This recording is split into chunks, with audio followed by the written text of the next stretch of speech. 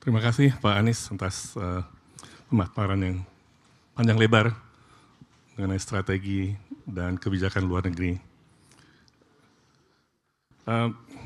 Saya tidak akan membuat summary, tapi kita langsung ke sesi tanya jawab. Masih ada sekitar 40 menit. Sebelum saya lempar ke floor, saya akan menggunakan prerogatif saya untuk mengajukan pertanyaan yang pertama. Tadi disebut mengenai pertahanan nasional, new essential force. Kita ada program yang masih in place, pemerintah itu minimum essential force 2024. Deadline tahun depan dan kelihatannya tidak akan tercapai, yang saya dengar di bawah 70%. Di saat yang sama, tantangan terhadap tantangan dari perubahan geopolitik di kawasan sini berubah dan kemungkinan perang di kawasan Laut Cina Selatan atau kemungkinan perang antara Amerika dan Cina semakin besar.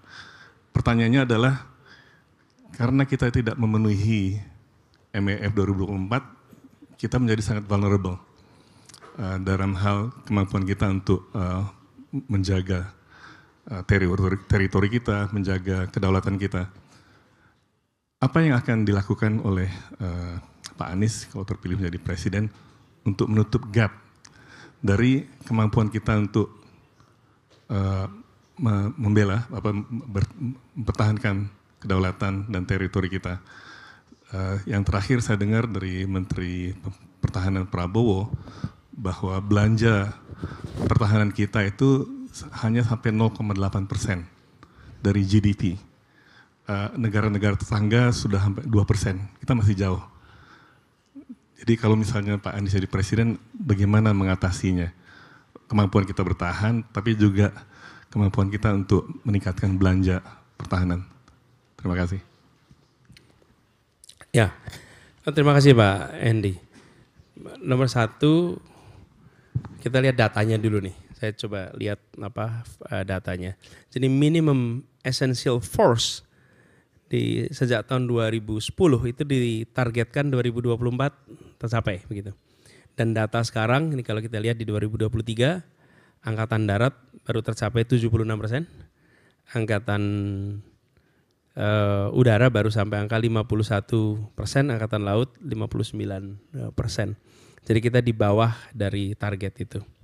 Di sisi lain Mbak, kita juga menyaksikan dalam periode 1 dekade ini kita mengalami perkembangan teknologi yang luar biasa. Jadi menurut kami ke depan pengadaan ini sudah tidak bisa lagi diukur dengan kuantitatif saja.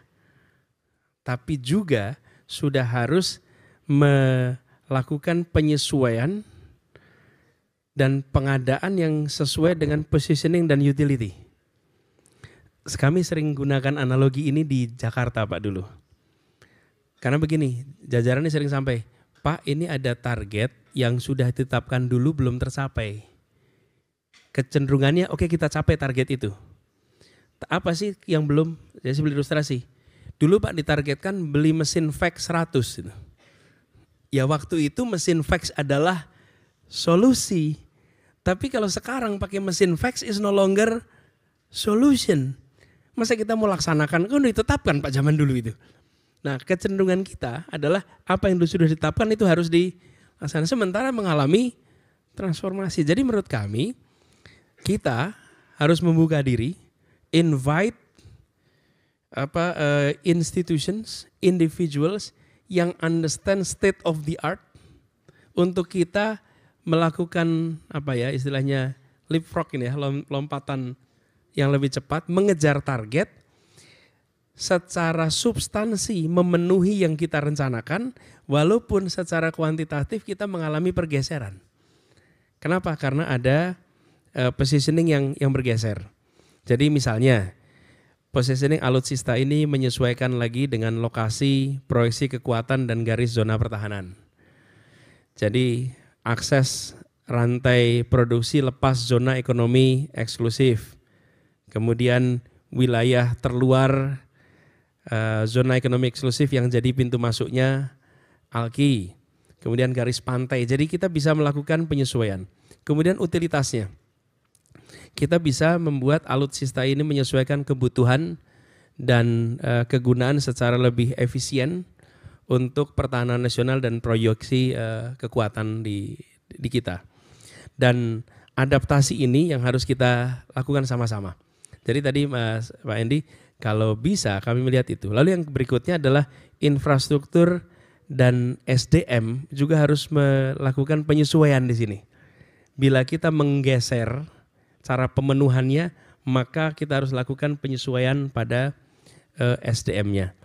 Nah, tapi ini perlu waktu juga untuk pergeseran itu karena proses modernisasi itu bisa 4-5 tahun. Jadi kalau disebut kita memenuhi target tahun depan rasanya sulit, Pak, dengan kenyataan seperti sekarang. Tapi kalau diberi waktu beberapa ekstra dengan penyesuaian tadi rasanya kita bisa mengejar itu. Lalu ada hal yang agak teknis.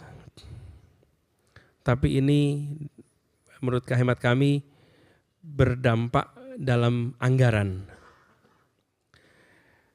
Ketidakseragaman alutsista kita itu merepotkan dari sisi maintenance.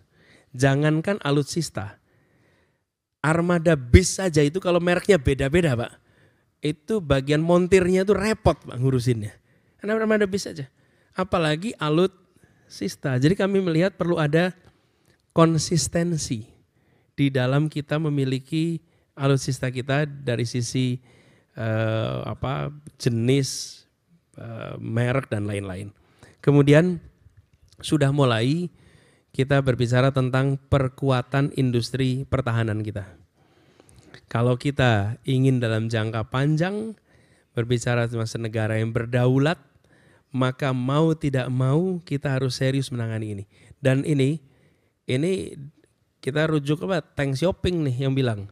Core-nya apa? Core-nya itu industri baja. Jadi kalau kita tidak serius kembangkan industri baja, perekonomian gak akan bergerak dan yang pasti industri pertahanan tidak akan bisa maju. Nah, kita harus kembali ke sana dan kalau kita perkuat industri pertahanan, saya rasa ada potensi besar sekali untuk transfer teknologi dan lain-lain. Begitu, Mas Andi. Terima kasih, Mas Anies.